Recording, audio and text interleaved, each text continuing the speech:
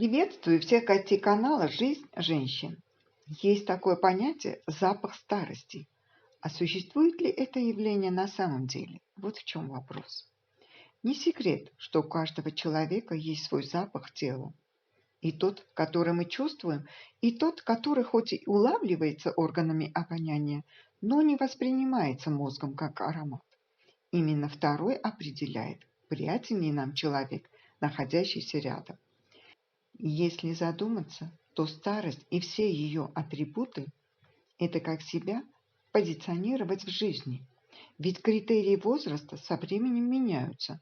У Толстого описываются 50-летние старухи. Чеховский дядя Ваня патетически восклицает: «Жизнь прошла, я стар, мне уже 47 лет». Да уж. Главное – не сделать себя стариком в молодом возрасте, не впасть в безразличие к жизни. На самом деле, аромат грусти, некой несвежести, отчаяния и тоски может появиться у человека на любом этапе его жизни, в зависимости от обстоятельств, а главное – от самоощущения. На самом деле, запах старости – это якобы такой специфический аромат, который по определению должен складываться из запаха постоянно носимой, редко стираемой одежды, лекарств, самого тела. Возможно, здесь играют роль возрастные изменения и гормональные компоненты. Тело пожилых людей пахнет по-иному, не так, как у молодых. Однако, подобное явление у некоторых наблюдается после 30 лет, а у кого-то даже после 60 неприятного запаха нет. Вот пройдет мимо вас такая дамочка и навеет от нее ароматом красивейших винтажных духов. Какой стиль в этом, красота и даже некоторое колдовство, и возраст не помеха.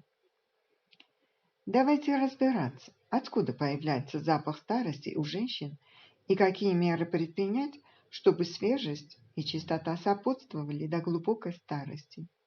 Сразу оговорюсь, что все индивидуально, поэтому опишу лишь общие тенденции. Некое вещество, ноненаль, настоящая причина запаха, которая начинает вырабатываться у женщин после 30 лет. Его еще называют гормоном старости. Это не значит, что неприятный запах появляется сразу. Есть 50-летние дамы, у которых он ярко выражен, а есть и приятно пахнущие старушки. И старость сама по себе, как и чистоплотность, не играют ключевой роли. Возрастные изменения и все особенности с этим связанные сказываются на аромате тела. Так все устроено у человека, что у многих со временем ухудшается обоняние. Люди плохо чувствуют запахи, в частности от своей одежды, постельного белья и от себя. Подростки при перестройках организма сильно потеют и хорошо это замечают. А вот, например, тело женщин после менопаузы потеет иначе, и далеко не каждая может его в полной мере ощутить.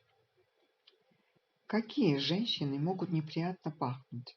Получается, что так называемый запах старости мы можем даже не ощущать, но он присутствует и оказывает дурную службу, отталкивает от нас людей.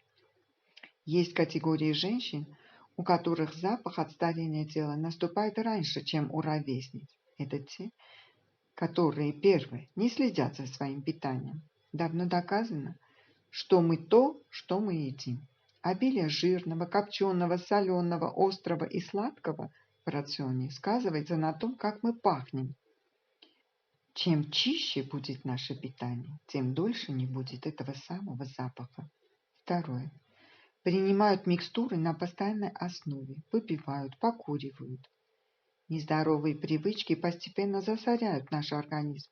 Прискорбно, но при наличии этих факторов запах может проявиться и раньше, даже в 20 лет. Третье. Ведут малоподвижный образ жизни. Без умеренной физической нагрузки нарушается кровообращение, наблюдается застой лимфы. Это способствует появлению нехорошего запаха, а также и визуального старения.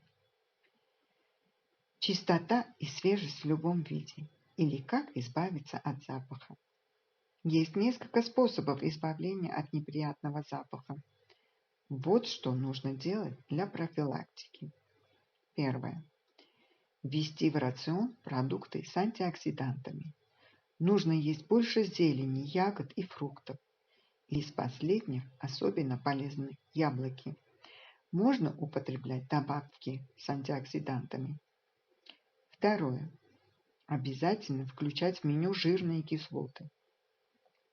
Подойдет как омега-3, так и авокадо, красная рыба. А вот употребление мяса дает противоположный результат. Лучше пахнут все-таки вегетарианцы.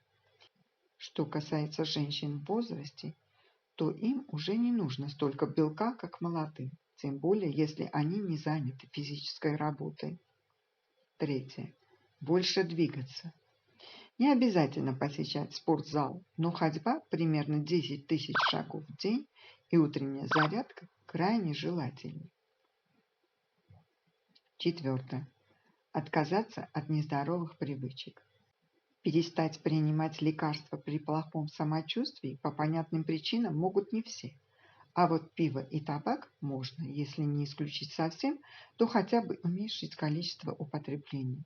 В любом случае нужно пить больше воды. Она поможет избавиться от токсинов. Пятое. Нормализовать вес. Дело в том, что ноненаль вырабатывается у всех и находится в жировой прослойке, а выделяется с потом. Чем больше этого самого жира, тем человек больше пахнет. И да, у женщин наличие этого гормона более ярко выражено. Сопутствующие недуги добавляют другие амбре к запаху тела. О гигиене и говорить нечего, это и так всем понятно. Но опять же, запах старости и запах неопрятности – это разные вещи. Теперь вы знаете, что такое истинный запах старости. Даже при генетической предрасположенности его можно корректировать. Если принять душ, надеть свежую одежду, отправиться хотя бы на небольшую прогулку, в магазин, на лавочку, в сквер, думаю, все будет не так плохо. Особенно, если пожилых окружают и поддерживают их взрослые дети и доброжелательные внуки. Как позиционировать себя в золотом периоде жизни – выбор за вами. А вот что думает про запах старости Сергей Арчанин. Чем пахнет старость? Прожитой жизнью, и этот запах неприятен всем. Навеет он безрадостные мысли, да очень много неприятных тем. То запах одиночества и смерти, он с каждым днем становится сильнее, а мылом не отмоется, поверьте, и спиртом тоже, так что пей, не пей. Отлично этот запах чуют дети, он не знаком, но неприятен им. Не раз все переменится на свете, когда случится пахнуть вдруг самим. Напишите в комментариях, что вы думаете по этому поводу. Поделитесь с подругами актуальной информацией и не забудьте подписаться на канал. Знаете, что здесь вы найдете много интересных и полезных тем для себя. А я благодарю вас за лайки, репосты и отзывы. До новых выпусков. Пока!